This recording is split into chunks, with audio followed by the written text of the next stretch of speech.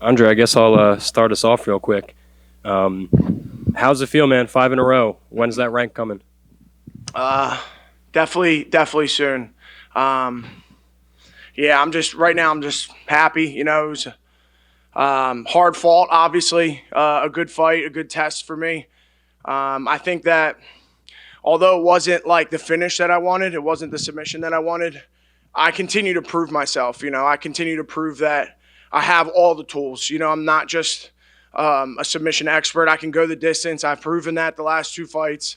Um, I mean, say what you want about GM3. The dude's got fucking 60 fights, Like, for me to go in there with, like, 15 total rounds ever fought against a guy that's been around forever, I continue to prove myself, I continue to prove that I'm here to stay in the UFC, and especially, on the fifth fight of my contract, I continue to prove that.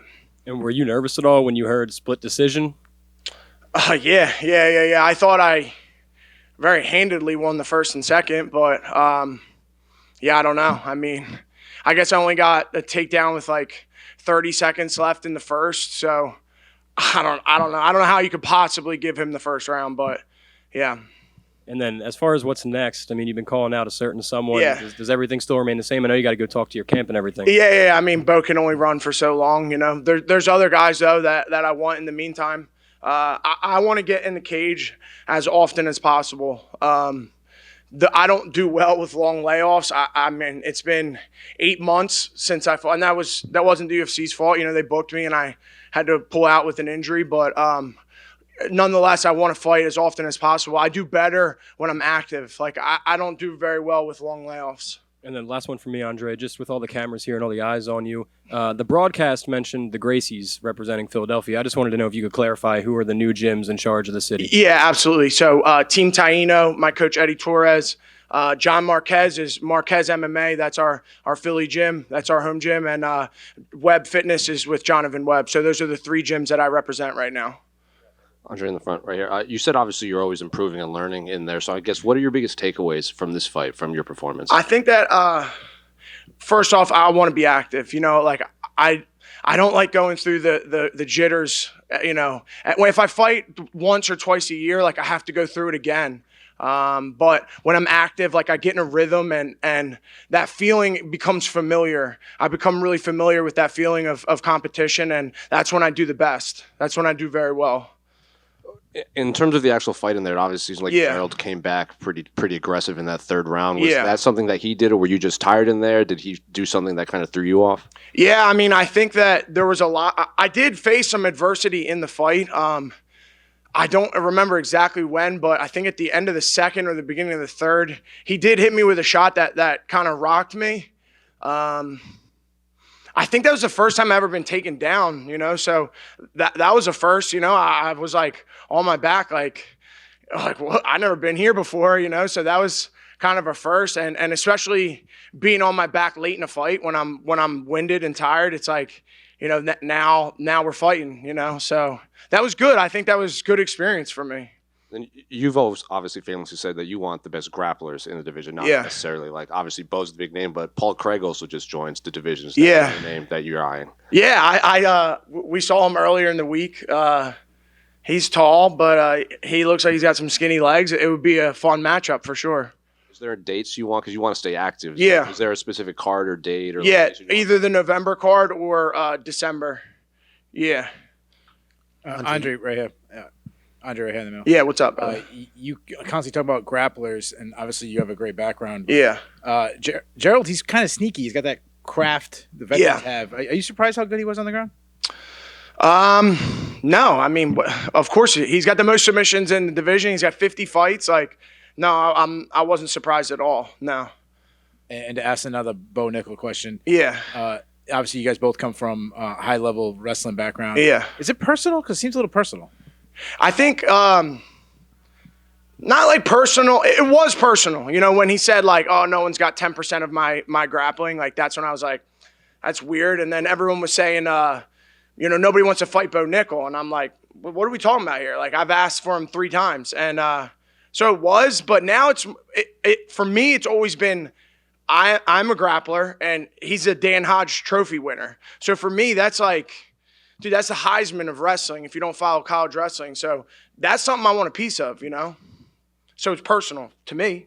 I don't know if it's personal between the two of us, but we can get personal. Shit, we get real personal.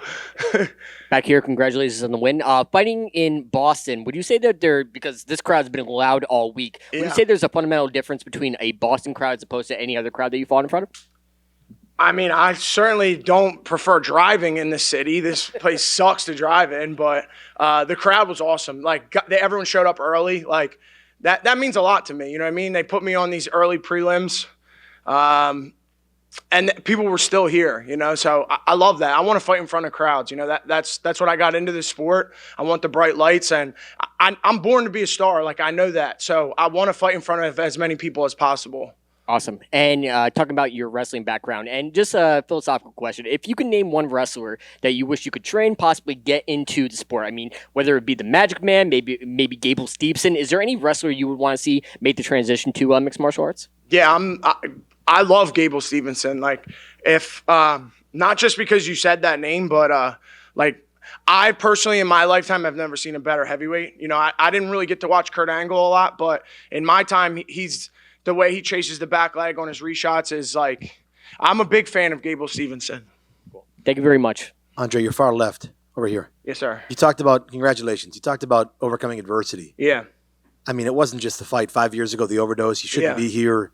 Your father, you just won the biggest fight of your career. Yeah. I mean, it's a victory for the human spirit. Can you touch on that fight? It's an everyday fight, right? With addiction, bigger than anything you've done in the cage, but this is pretty special too. What does it mean for you to not only be here, but having overcome what you did? Again, it's quite an achievement. Yeah, I mean, I don't know what more I can say, but like, I'm really truly blessed. Like, just 5 years ago, you know, I was overdosed, and I was dope sick in a jail cell. So I you know, like, statistically, I should be dead by 26. You know, IV drug users don't live very long. So for me to be able to get clean off drugs and be able to make it to the pinnacle of the sport is like, you don't really see that very often. So I have to remind myself, because sometimes I take it for granted, but like, I really am blessed. I'm really lucky. Like, I have a beautiful daughter, and that's who I fight for. And just to be alive and you know, wake up every day and not be addicted to a drug is like, it's special. You know, it's special for me because, you know, I was dependent for so long. You know what I mean? I was stuck in that jail cell in my head for so long. Yeah. And you mentioned the importance of Jared Gordon, hearing his story. Yeah.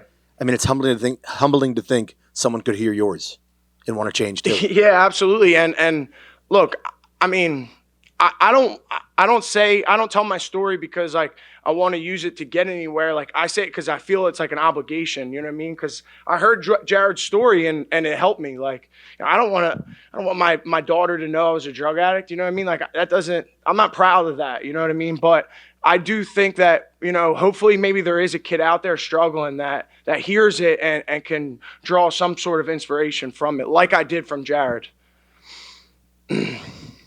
Andre, just one here. Yeah. Do you think that Marquez MMA can finally close the chapter on Gerald Meerschaert? Because, I mean, we saw Joe Piper fight him, then he grappled him. Now he had you. He kind of just seemed like a zombie. He just kept coming back to you guys, right? I mean, we got a whole crop of guys coming up. We got Meerschaert. He just fought that Bruno Ferreira. So we got another 85-pounder if he wants it. I know he's booked.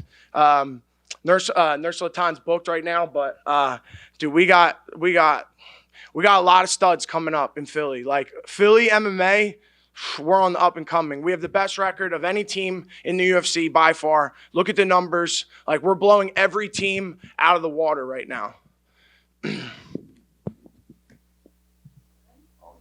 Appreciate it, guys.